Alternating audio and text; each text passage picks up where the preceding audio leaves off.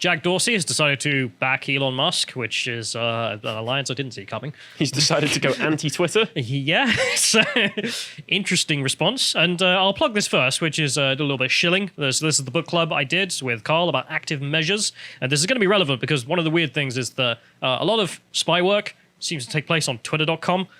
I'm not even joking, or at least the active measures part of making up fake news all seems to take place on Twitter, as Thomas Ridd details. So it may be another reason as to why the establishment is so interested in keeping it under their control instead of as a free platform.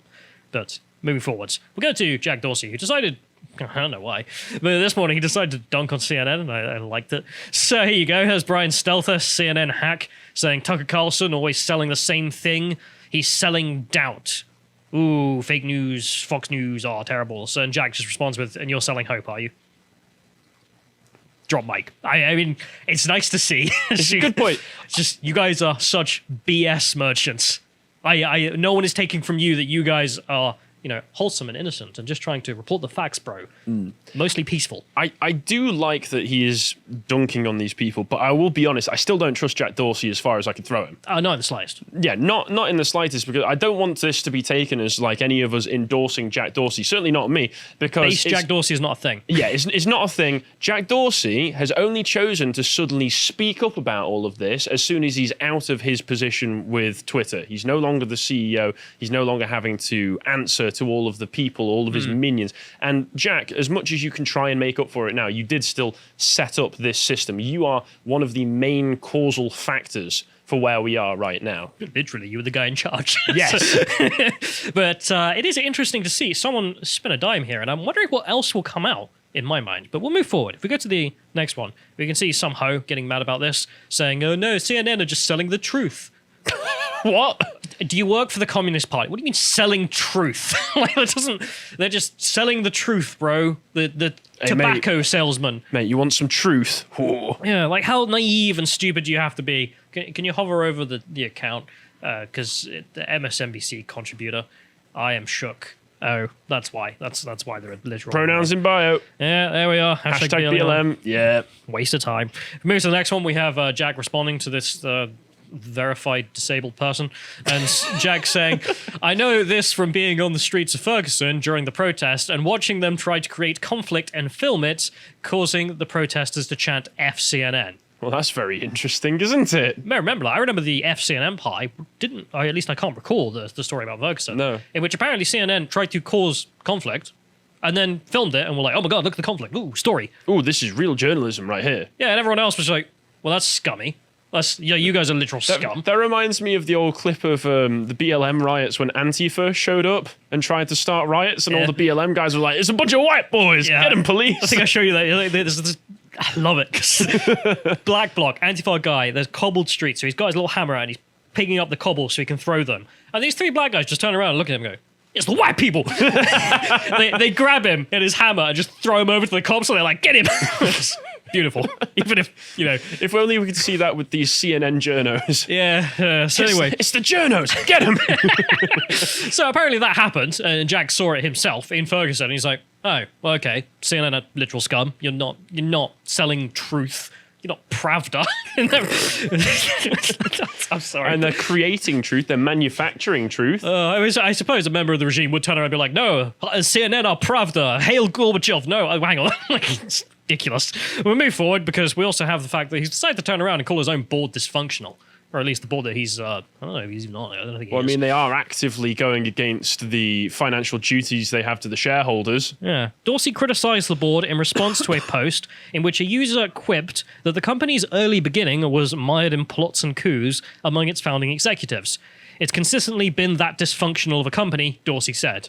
Presumably up to this day, still is an S show. And if we go to the next one, we can see him responding to someone, and they're asking, hey, are you actually allowed to say all of this? He's like, no. That's the one way that Jack will be able to redeem himself in my eyes. If he takes down Twitter and takes himself down with it, if he's like the heroic anti-hero at the end of the film who knows they've done wrong but sacrifices themselves. Metaphorically, YouTube, He's Yes. walking into the board with a suicide vest and going, I'm taking you all down with me. Yeah. But he's going to do that by releasing every bad thing they've done up until this point. That's what he's going to do, or at least hopefully. I'd love to see it. If we move to the next one, because this is an interesting change of events, because as you can see here, Jack, he'd long since left the board and left Mr. Weird Name in charge, and apparently he's some massive leftist. And Jack responded to Elon joining the board, or proposing to joining the board. I'm really happy Elon is joining the board. He cares deeply about our world and Twitter's role in it. Prag and Elon both leads with their hearts, and they will be an incredible team. You see, jovial, very interested in Elon Musk joining the board, happy about it, really wanted him to. And then when he didn't, because it was an obvious trap, and is now, well, declared war on Twitter, Jack's like, yeah, Twitter's kind of crap. Kind of the people who run it are idiots. And I find that very interesting and very hopeful. He's like looking at his son, who's turned out to be like a serial killer or something, and gone, I made a mistake. So many mistakes. Much disappoint. This is not to forget, of course, Jack Dorsey. Like, I'm interested that he now has the opportunity to bring it down, and I hope he does, because it would be the right thing to do for your serial killer son. He's managed to grow a conscience, yeah. Yeah, but this doesn't excuse anything he's done. And the GOP have picked up on this, and rightfully, in my view, they're correct. House Republicans being like, this would be a great time for Jack to answer why Twitter suppressed the Hunter Biden laptop story. And he's like, I've answered that in front of Congress. Check YouTube. And it's like, dude, that wasn't good enough. Like, that really was not good enough. I mean, as you can say, calling it a mistake doesn't answer the question as the House Republicans respond. The question is, why did you do it to begin with? You did it for political reasons. It's bleedingly obvious that's what you did it. Try to the election yourselves by hunting down a story and saying that can't be circulated. I mean, that is you trying to make sure that the voters are not informed about a story. If we move to the next one, we can see Vice News also reporting on Jack's tomfoolery. I don't know what I can say. Back in the day, His tomfoolery. Tomfoolery, yeah, just tomfoolery. As you can see, this is them saying, or even Vice were able to point out that Twitter was shadow banning Republicans. Because if you looked up their names, they just wouldn't turn up. Even Vice managed to tell the truth. Yeah. Somehow. It was obvious. Twitter appears to have adjusted its platform overnight to no longer limit the visibility of some prominent Republicans in their search results. So apparently when you looked up the Republicans, like their names, because I think I remember this, their names just wouldn't turn up. Like, I think I've seen that in the past, yeah. Yeah, verified accounts, millions of followers. No, it's not there. Don't worry. And it would only happen to Republicans. It happened to 0 Dems. So, well, they were asked about this. And the guys at Twitter said that we're aware of some accounts having this problem, but it has nothing to do with us discriminating against them. It's just to do with behavior. What? So you're not discriminating against the accounts, you're discriminating against the behavior of the accounts.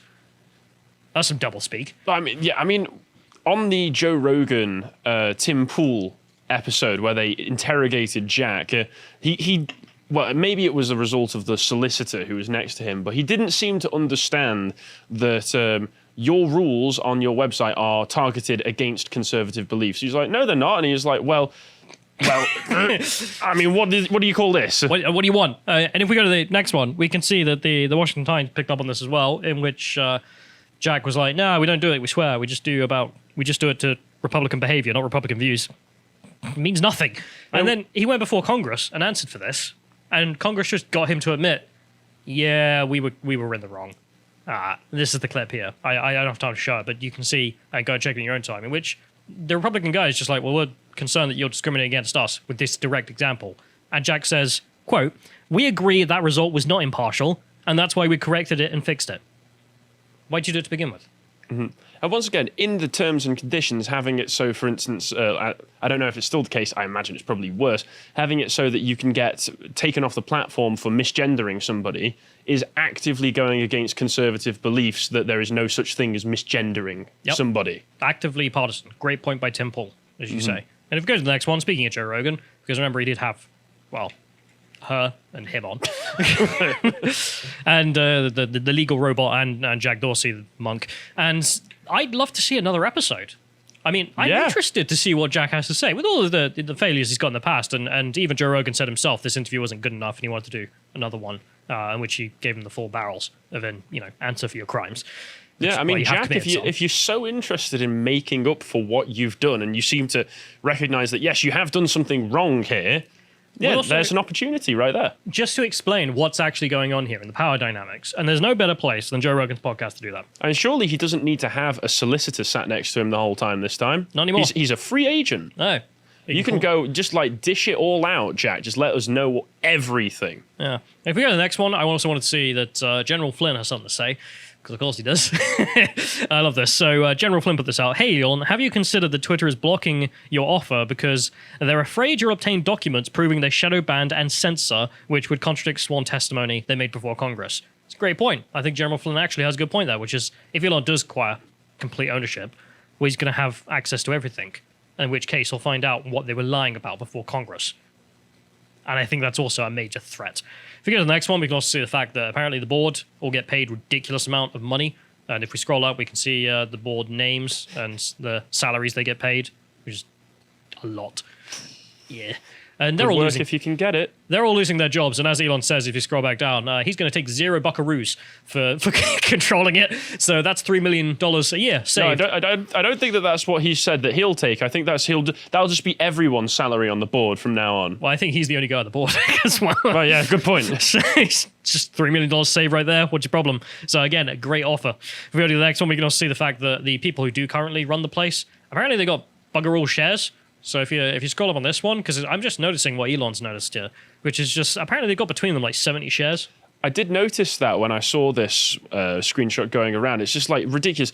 Mimi Alameha, 0.000%. So they don't own any shares, this person. One, maybe? But surely that would at least, I mean, I suppose it's only going to 3 decimal places, but surely you would at least be able to just scooch it over a little bit so you could show that, yes, they do own something. Yeah, Parag over there, who owns, what, about 5 shares? He's the one holding it hostage. Strange. It's just these useless people who are on loads of money to do nothing and own nothing. Strange. Jack Dorsey being the biggest shareholder on the board. But these at 2%. people are in control of what information that you see on one of the biggest social media websites in the world. Yeah, so... And if you scroll back down, we can see Elon noticing that and being like, well, I'm not scared by this. And also, with Jack departing, the Twitter board collectively owns almost no shares. Objectively, their economic interests are simply not aligned with the shareholders. Certainly not. I do find it interesting because people are pointing out that this whole thing has revealed that what we've all known for a long time, Twitter is not a business in the business to make money. It is purely there for control and to be able to manage the flow of information, what's allowed out there and what isn't. Yeah, to control our politicians by the back door.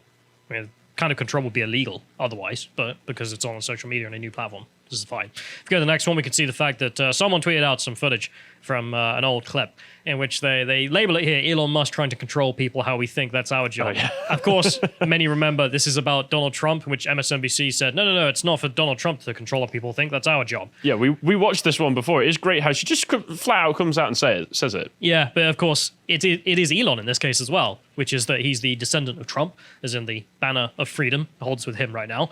And, he can't be allowed to control the space in which he allows all points of view. That would be bad. We have to censor half of it. That's our job. That is indeed their job. If we move forward, we'll saw the fact that he decided to tweet out "Love me tender," which I just love the way he tweets it. I'm sorry, it's so cute.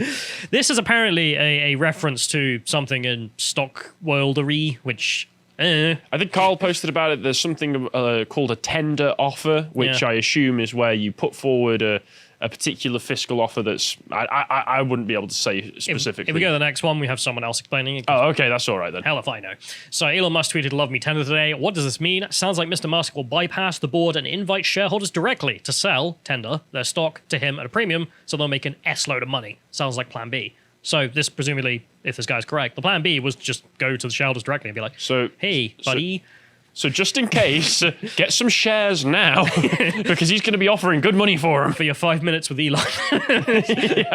Gets to ruffle your hair and says, would you like some money, son? And then if we go to the next one, there is the response from Twitter, which, again, I'm not a huge knowledge on this, but apparently they have decided to go for the poison pill. So if we go to the, there should be another one there, but never mind. We'll go to the next one, please, John, in which you can see that apparently Twitter is saying they're going to adopt the poison pill. And there are many kinds of poison pills that a company can take to stop someone just taking it over.